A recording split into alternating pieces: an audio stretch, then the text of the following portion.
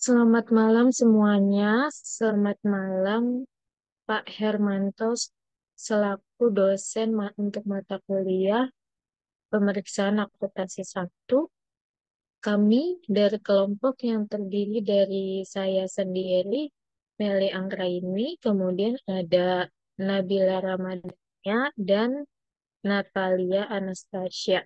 Di sini kami akan memaparkan materi mengenai kewajiban hukum.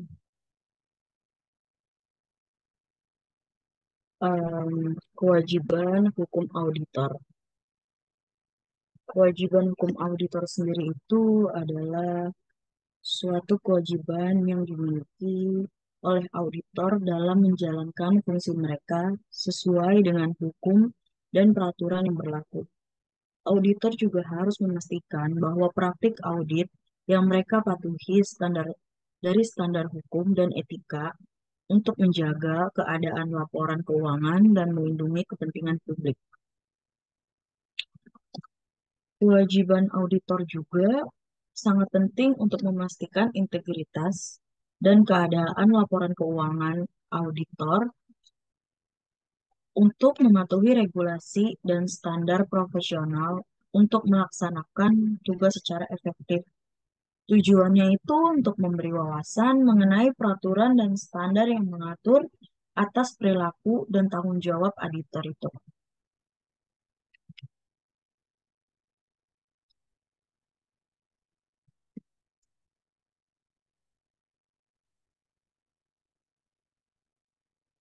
Ada juga integritas akuntansi publik.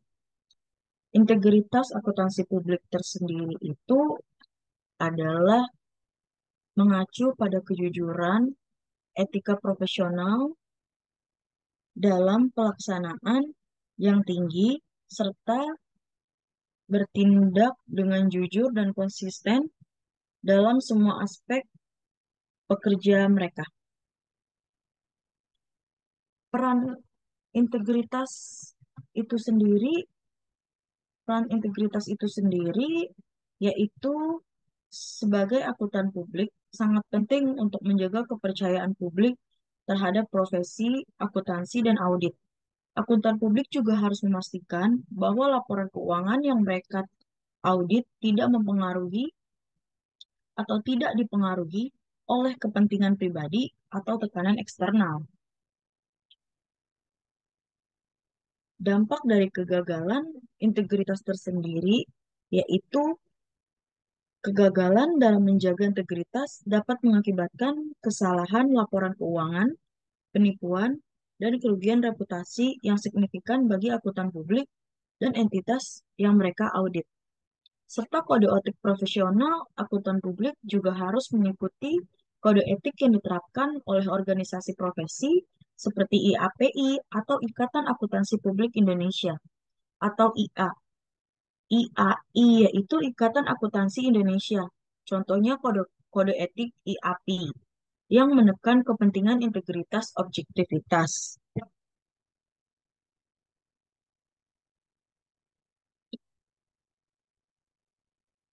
Selanjutnya ada tanggung jawab hukum akuntan publik. Hukum akuntan publik tersendiri itu yaitu kepatuhan hukum terhadap akuntan publik harus mematuhi undang-undang dan peraturan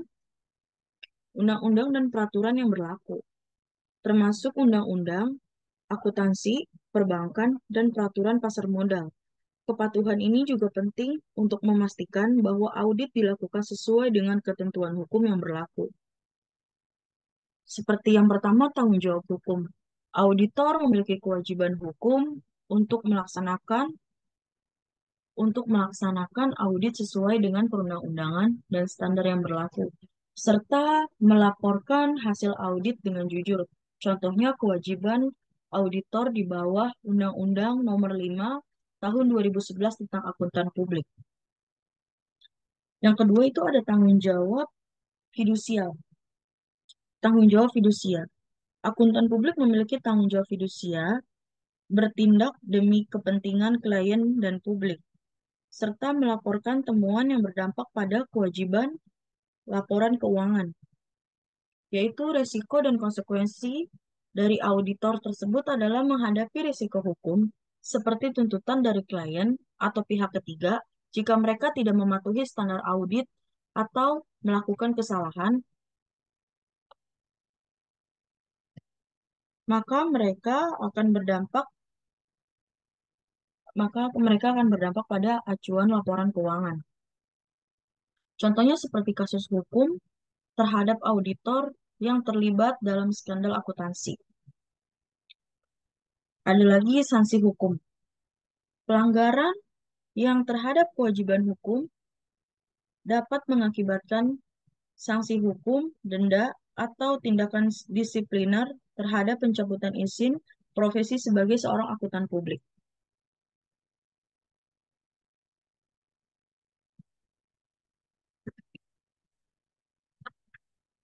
Standar profesional akuntan publik,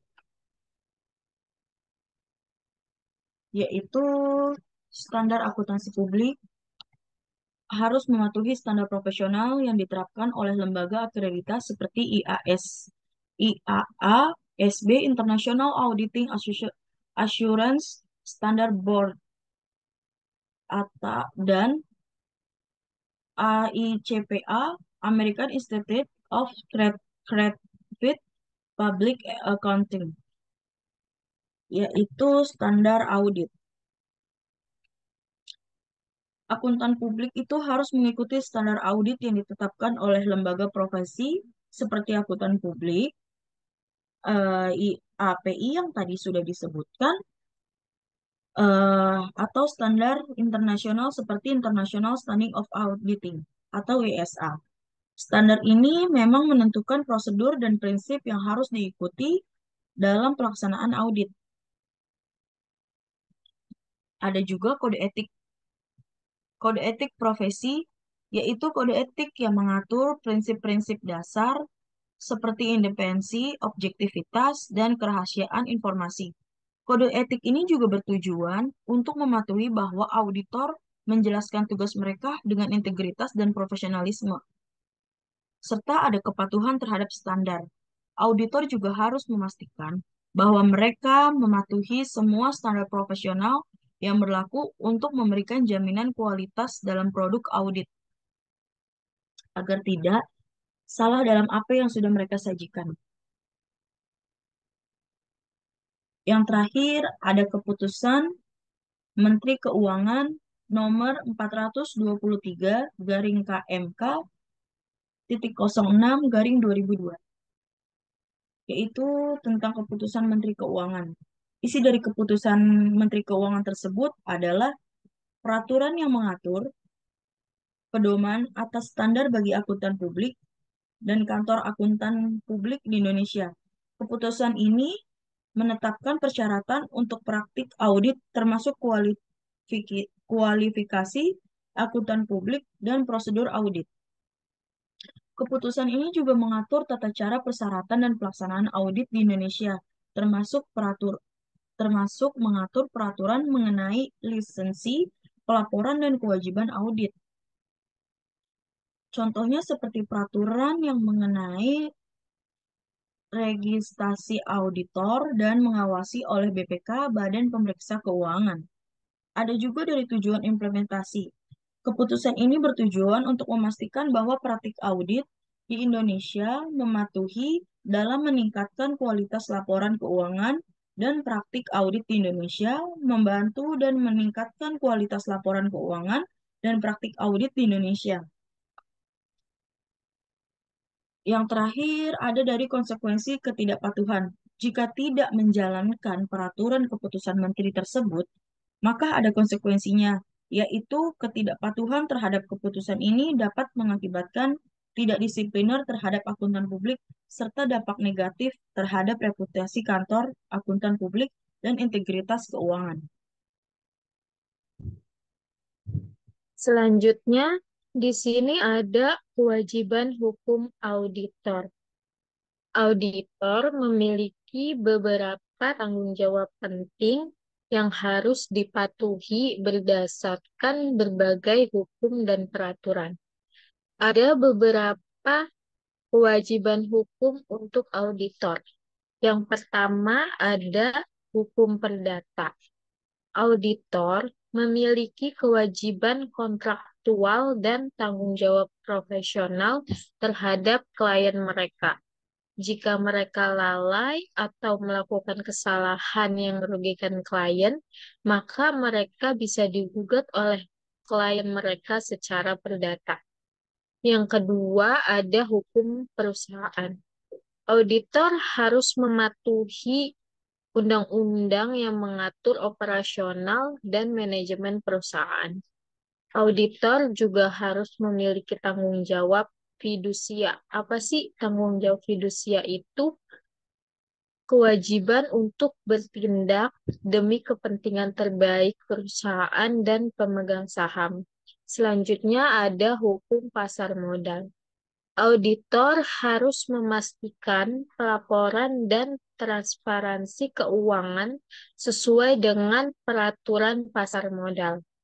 Hal ini penting untuk menjaga kepercayaan investor dan integritas pasar. Selanjutnya ada peraturan bursa efek. Auditor harus mematuhi peraturan yang berlaku di bursa efek, termasuk standar pelaporan dan pengungkapan informasi yang benar dan lengkap. Yang terakhir ada hukum pidana. Auditor harus menghindari tindakan yang dapat dianggap sebagai penipuan atau pelanggaran pidana lainnya. Terlibat dalam atau gagal melaporkan aktivitas ilegal dapat berakibat pada sanksi pidana. Ada tanggung jawab utama seorang auditor. Yang pertama yaitu melakukan audit dengan kehati-hatian profesional. Eh, Auditor harus selalu bekerja dengan standar profesional yang tinggi untuk memastikan bahwa audit yang dilakukan dengan benar dan teliti. Yang kedua ada menyediakan laporan keuangan yang akurat dan tidak menyesatkan. Auditor harus memastikan bahwa laporan keuangan yang mereka audit itu sudah benar, akurat, dan tidak menyesatkan para pengguna laporan keuangan tersebut. Yang terakhir ada melaporkan kecurangan atau kesalahan material. Auditor mempunyai kewajiban untuk melaporkan material yang mereka temukan secara selama proses audit. Hal ini penting karena untuk menjaga integritas dari laporan keuangan dan untuk melindungi kepentingan pemegang saham serta publik. Dengan mematuhi kewajiban hukum yang tadi sudah dijelaskan, auditor dapat menjaga reputasi dan kepercayaan publik terhadap profesi mereka. Slide selanjutnya ada pembangunan kesadaran hukum masyarakat. Peningkatan kesadaran hukum dalam masyarakat, terutama bagi pengguna jasa akuntan publik. Berikut ada penjelasannya. Yang pertama itu ada kesadaran hukum di kalangan pengguna jasa akuntan publik terus meningkat seiring dengan perkembangan masyarakat. Yang kedua ada pengguna jasa akuntan publik semakin memahami tanggung jawab hukum yang harus dipenuhi oleh auditor. Di sini ada faktor-faktor yang mempengaruhi kesadaran hukum. Yang pertama itu ada profesionalisme. Masyarakat pasti mengharapkan auditor untuk bekerja secara profesional dalam menjalankan tugas mereka. Yang kedua, tanggung jawab kepada klien dan pihak ketiga. Auditor memiliki tanggung jawab tidak hanya kepada klien mereka, tetapi auditor juga memiliki tanggung jawab kepada pengguna laporan lainnya di luar klien, seperti masyarakat luas. Yang ketiga ada penafsiran hukum oleh pengadilan. Perkembangan hukum mewajibkan auditor untuk bertanggung jawab lebih luas, termasuk kepada pihak ketiga seperti bank dan pemegang saham. Penjelasan di atas itu menggambarkan bagaimana masyarakat semakin menyadari pentingnya hukum dalam jasa akuntansi dan bagaimana tuntutan profesionalisme serta tanggung jawab auditor itu semakin meluas berkat perkembangan hukum yang diinterpretasikan oleh pengadilan. Selanjutnya ada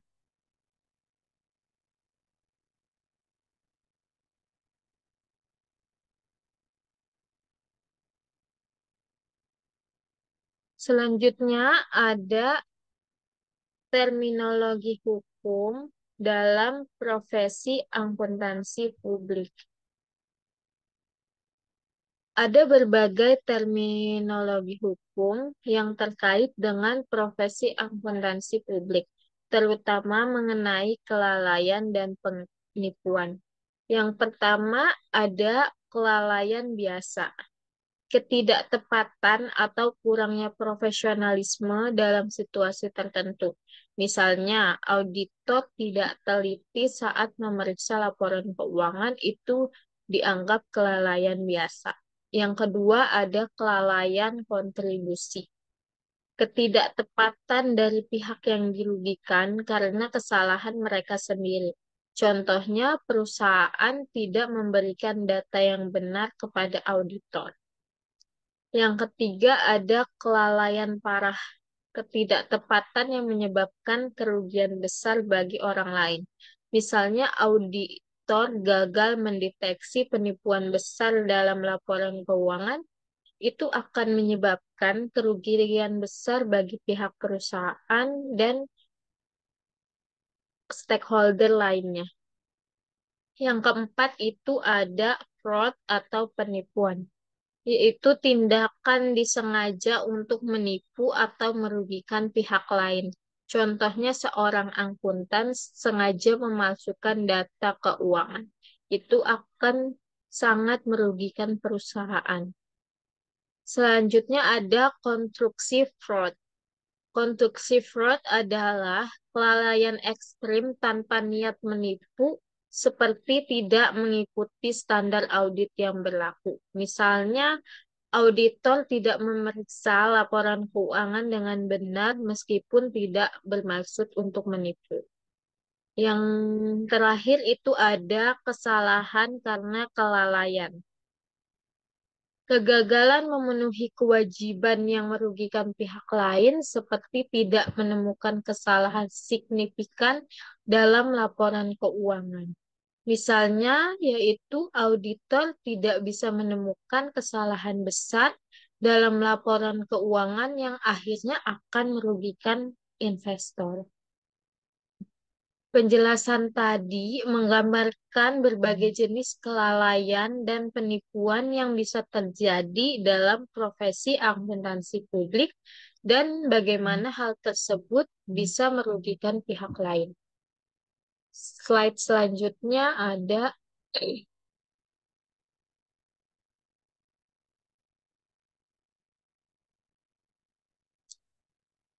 permintaan audit akuntansi publik dan hukum kontrak. Dua konsep penting dalam akuntansi publik terkait hukum kontrak yaitu ada pelanggaran kontrak dan kepentingan pihak ketiga. Untuk pelanggaran kontrak bisa terjadi ketika salah satu pihak tidak memenuhi kewajiban yang telah disepakati dalam kontrak. Auditor dan klien biasanya membuat surat penugasan yang berisi semua ketentuan pekerjaan yang harus dilakukan auditor.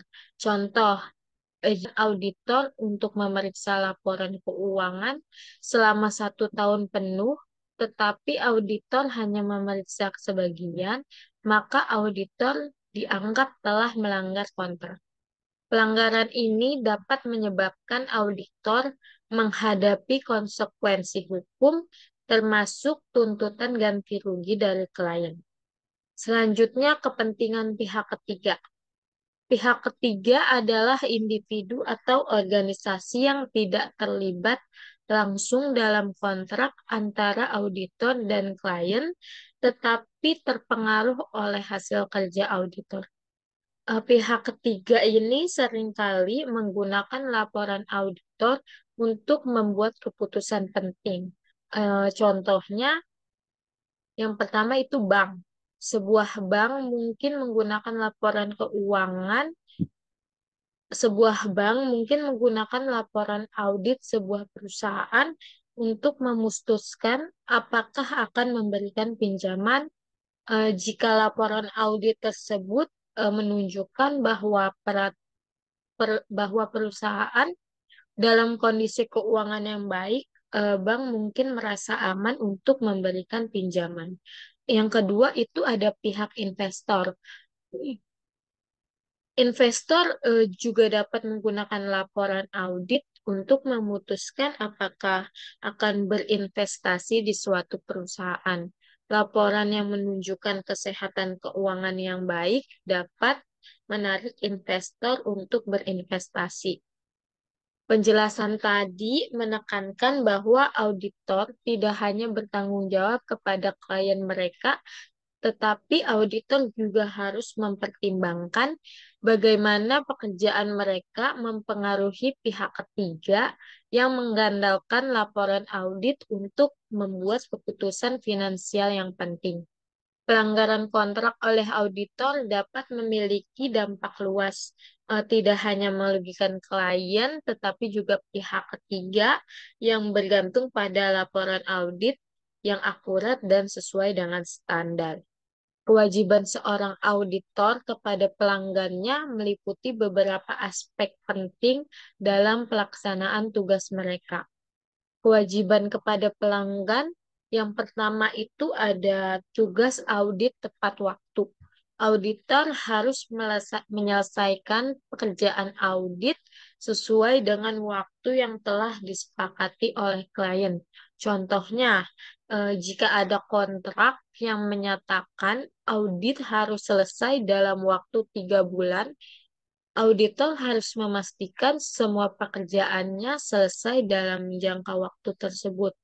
Keterlambatan bisa saja menyebabkan masalah bagi klien, seperti terlambat dalam pengajuan laporan keuangan kepada pihak berwenang ataupun kepada investor. Yang kedua, ada audit yang memadai.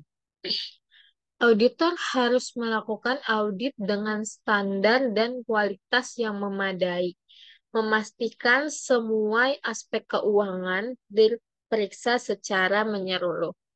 Contohnya, jika auditor harus memverifikasi semua transaksi keuangan, juga mengecek catatan bank, memeriksa inventaris, dan memastikan bahwa laporan keuangan akurat dan bebas dari kesalahan material.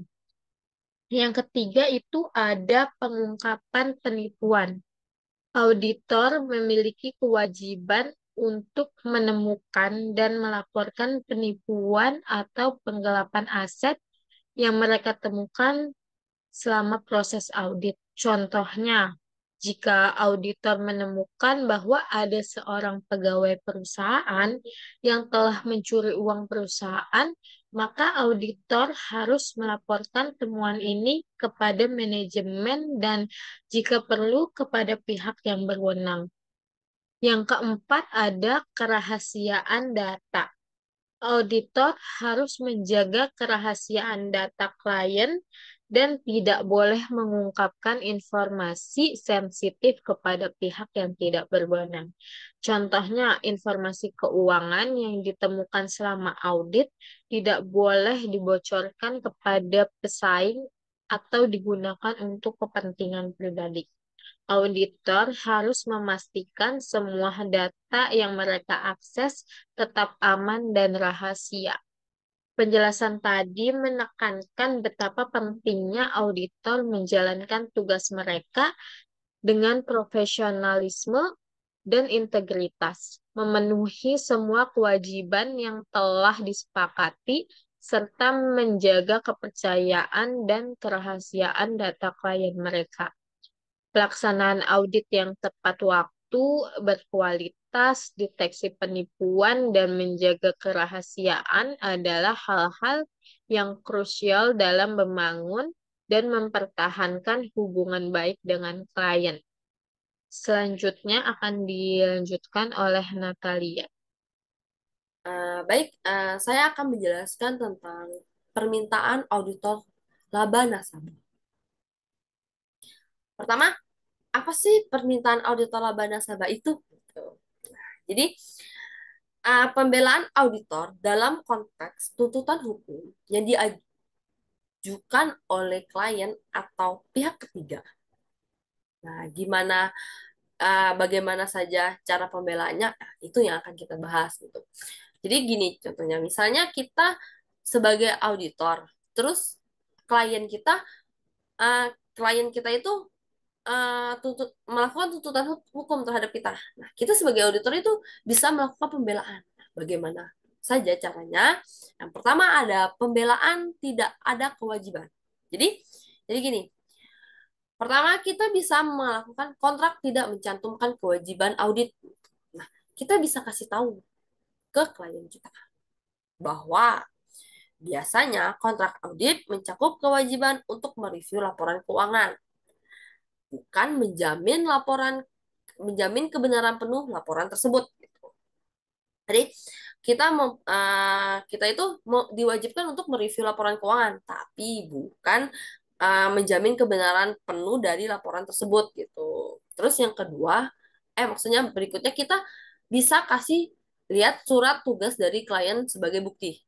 Jadi sebelum kita melakukan audit, kita pasti sudah melakukan kesepakatan dulu antara pihak auditor dengan pihak pelanggan atau klien kita. Nah, surat tersebut bisa kita tunjukkan sebagai bukti bahwa auditor telah melakukan tugasnya sesuai dengan kesepakatan bersama gitu. Terus yang ketiga, adanya kelalaian kontribusi. Auditor sebagai auditor kita dapat memberitahu kelemahan sistem pengendalian. Misalnya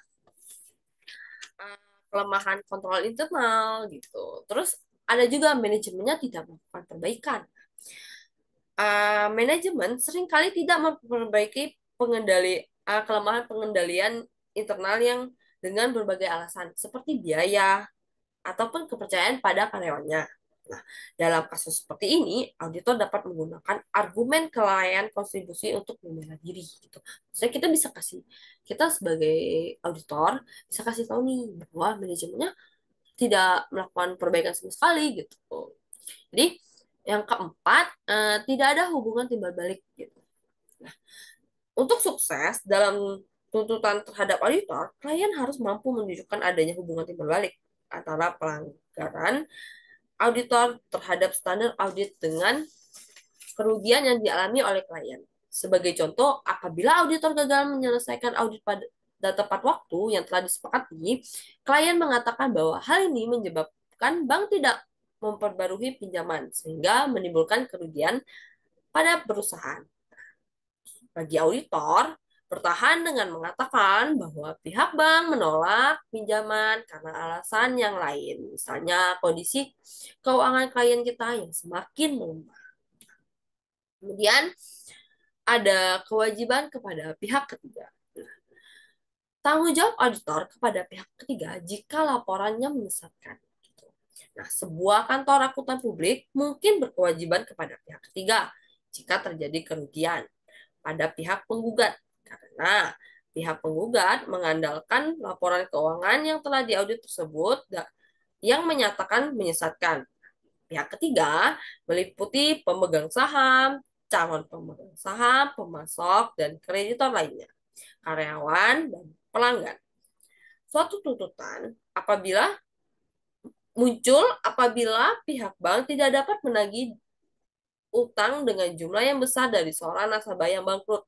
bank dapat mengklaim bahwa pinjaman yang diberikan dilakukan berdasarkan laporan keuangan yang telah diaudit yang menyesatkan. Nah, dan kantor akuntan publik harus bertanggung jawab karena mereka tidak melakukan audit secara seksama. Gitu. Terus, adanya pembelaan, tidak ada kontrak langsung atau auditor tidak melakukan kelalaian. Seperti yang dijelaskan tadi, yang nomor 2, kita itu tidak melakukan kelalaian dengan menunjukkan adanya audit sudah SPAP, terus punya keterbatasan audit yang diatur dalam SAS 16. Gitu. Terus yang keenam, ada keterkaitan audit dengan pelanggaran kriminal. Pelanggaran kriminal jika audit terlibat penipuan. Gitu. Terus yang terakhir ada kewajiban menyimpan rahasia. Jadi, larangan untuk mengungkapkan informasi rahasia tanpa persetujuan klien. Kita sebagai auditor mempunyai hak untuk melakukan pembelaan bahwa kita itu punya larangan mengungkapkan untuk tidak mengungkapkan informasi rahasia tanpa persetujuan dari klien kita gitu. Nah, kemudian ada perbedaan persepsi terminologi. Nah, perbedaan persepsi ini dibagi menjadi 3. Pertama ada kegagalan bisnis. Kegagalan bisnis itu terjadi karena kondisi ekonomi atau keputusan manajemen. Kondisi ekonomi yang perusahaannya tidak mampu membayar kembali utangnya atau tidak mampu memenuhi harapan investor atau kondisi ekonomi lah seperti resesi misalnya gitu. Nah, ataupun bisa jadi karena keputusan manajemennya yang nggak tepat gitu. Jadi manajemennya yang salah, akhirnya membuat keputusan, akhirnya jadilah kegagalan bisnis. Gitu. Nah, kemudian ada kegagalan audit. Kegagalan audit terjadi karena ketidakpatuhan terhadap SPAP. Nah, proses gagal memenuhi persyaratan yang sesuai dengan SPAP. Sebagai contoh, auditor dalam posisi tidak independen terhadap perusahaan. Auditor tidak menugaskan asisten yang tidak cakap sehingga tidak menemukan salah saji material. Terus terakhir ada resiko audit. Resiko audit adalah risiko kekeliruan kesimpulan auditor dalam memberikan kesimpulan audit gitu. Memberikan pendapat di mana auditor menyimpulkan bahwa laporan keuangan disajikan secara wajar dan pendapatan uh, pendapat wajar tanpa pengecualian yang dikeluarkan oleh auditor. Tetapi kenyataannya laporan tersebut mengandung salah saji material gitu. Terus kemudian ada keterbatasan auditor dan tuntutan hukum. Pertama ada keterbatasan audit. Resiko tidak menemukan kesalahan material. Gitu. Terus yang kedua ada kualitas audit perlu dipertahankan jika perlu dipertahankan di depan majelis pertimbangan. Terus kemudian ada konflik ekspektasi, kesenjangan antara ekspektasi pemakai laporan dan auditor gitu. Terus ada konsep hukum yang mempengaruhi tanggung jawab. Pertama ada konsep Friedman. Auditor tidak dapat menjamin keberhasilan, hanya kewajiban untuk bertindak dan hati-hati gitu. Di dalam praktik akuntansi dan pengendalian auditor bukanlah penjamin atau tanggung jawab laporan keuangan. Auditor berkewajiban untuk melakukan audit secara teliti sesuai dengan SPAP. Meskipun demikian, dalam tindakannya auditor bukannya tanpa celah standar ketelitian yang dapat diharapkan dari seseorang auditor sering disebut konsep prudent person yang menyatakannya gitu. Kewajiban atas tindakan orang lain. Kemudian ada tindakan atas tindakan orang lain. Itu ada tanggung renteng dalam firma akuntan publik. Tuh. Nah, kemudian uh, ada juga 10 tindakan untuk mengurangi kewajiban hukum. Yang pertama ada integritas pelanggan, kedua ada staf kompeten. Nah, jadi uh, kita yang kedua cuma mempekerjakan staf yang kompeten dan melatih mereka untuk serta mengawasi mereka dengan benar. Ketiga, kita mungkin bisa ikut standar profesional gitu, terus menjaga independensi, terus memahami bisnis pelanggan, terus ada audit kualitas, dokumentasi, surat tugas, dan surat representasi, terus ada asuransi kewajiban, dan terakhir ada bantuan hukum. Sekian presentasi dari saya. Bila ada salah kata atau kurang, saya mohon maaf. Selamat malam dan terima kasih.